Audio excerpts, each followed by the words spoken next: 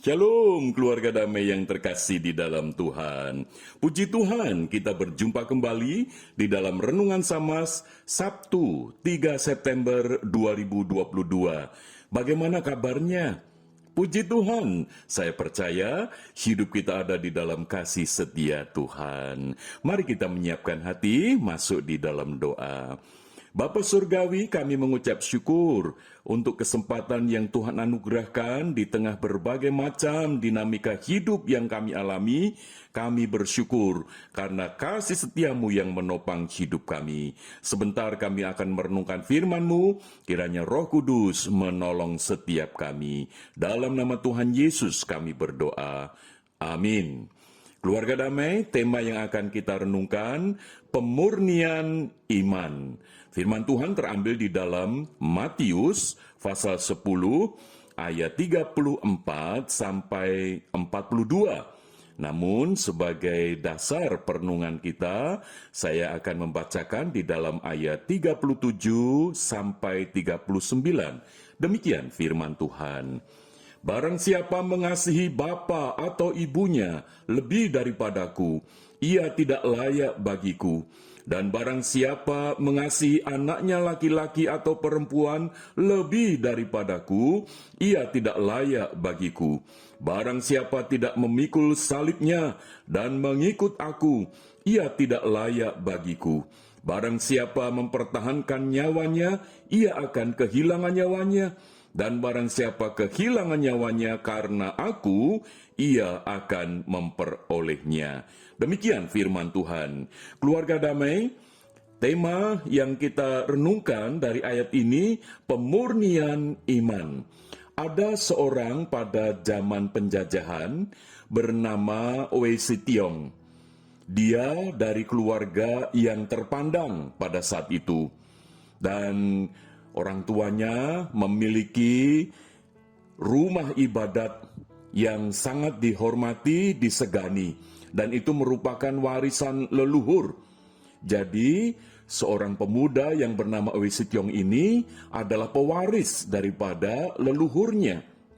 Namun, ketika satu waktu dia percaya kepada Tuhan Yesus melalui secari kertas yang bertuliskan tentang Yesus berfirman, "Akulah gembala yang baik." Dan itu yang menjadikan Owe Sitiong, si pemuda tadi, akhirnya menjadi percaya kepada Tuhan Yesus. Lalu apa yang terjadi?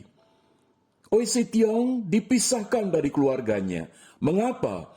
Karena orang tuanya tidak setuju kalau Owe Sitiong ini menjadi orang percaya kepada Kristus. Dengan kata lain, tidak setuju kalau Owe Sitiong ini menjadi orang Kristen.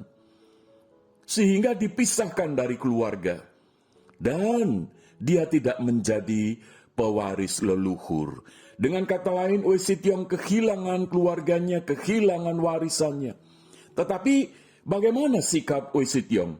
Owe Sitiong tetap percaya kepada Tuhan Yesus Kristus.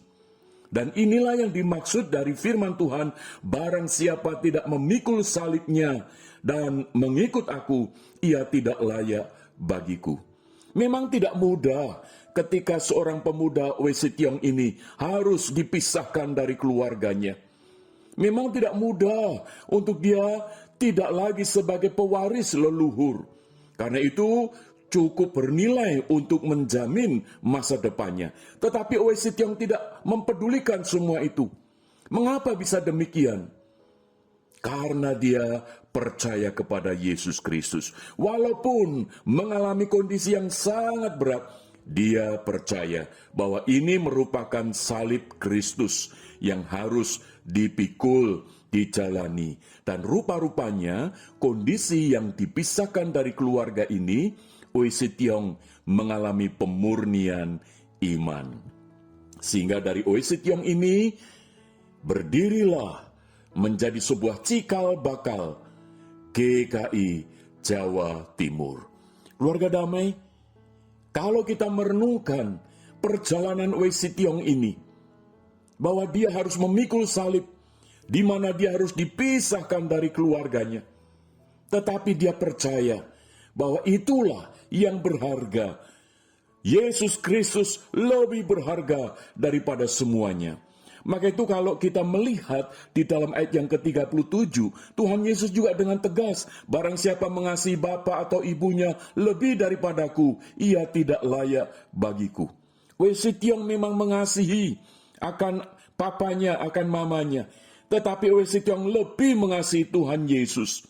Sehingga disitulah ketika Wesi Tiong dipisahkan dari keluarganya, Wesi Tiong sungguh mempersembahkan hidupnya bagi kemuliaan nama Tuhan. Sehingga dia boleh merasakan ayat 39, barang siapa mempertahankan nyawanya, ia akan kehilangan nyawanya. Dan barang siapa kehilangan nyawanya karena aku, ia akan memperolehnya. Keluarga damai, siapa Wesi Tiong itu?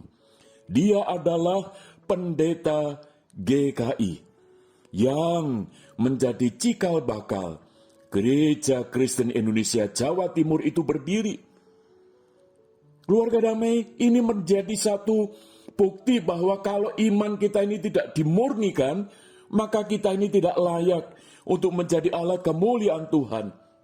Maka itu mari keluarga damai, ketika kita harus memikul salib karena iman kita kepada Kristus, lalu kita mengalami pemisahan dari keluarga kita oleh karena Kristus, percayalah bahwa sungguh itu merupakan kemuliaan di dalam Tuhan. Dan itu merupakan satu berkat untuk bukan hanya diri kita sendiri, tetapi bagi orang-orang di sekitarnya. Wesit yang tidak pernah memikirkan kalau di kemudian hari, karena iman kepada Kristus, karena dia pikul salib, imannya semakin dimurnikan melalui dia dipisahkan dari keluarganya, bahwa tiba waktunya banyak jiwa-jiwa yang dimenangkan bagi Tuhan, banyak jiwa-jiwa yang percaya kepada Kristus, dan gereja boleh berdiri.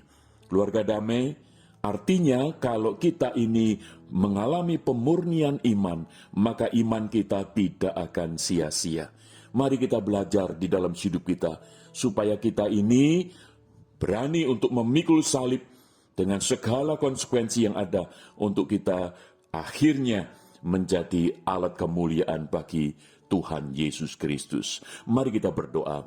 Bapa Surgawi, tolonglah kami supaya hidup kami ini mengalami pemurnian iman yang terus menerus, sehingga kami sekalipun harus mengalami pemisahan dari keluarga kami, dari orang-orang terkasih kami, tetapi kami lebih mengasihi Kristus daripada apapun. Disitulah kami memikul salib, dan salib itu tidak akan sia-sia. Dan justru disitulah kemuliaan Tuhan dinyatakan, dan hidup kami dipakai untuk menjadi saluran berkat bagi banyak orang. Terpujilah Engkau Bapa. Di dalam nama Tuhan Yesus kami berdoa. Amin. Keluarga damai, kiranya Tuhan Yesus menolong kita untuk kita semakin dimurnikan iman kita. Amin.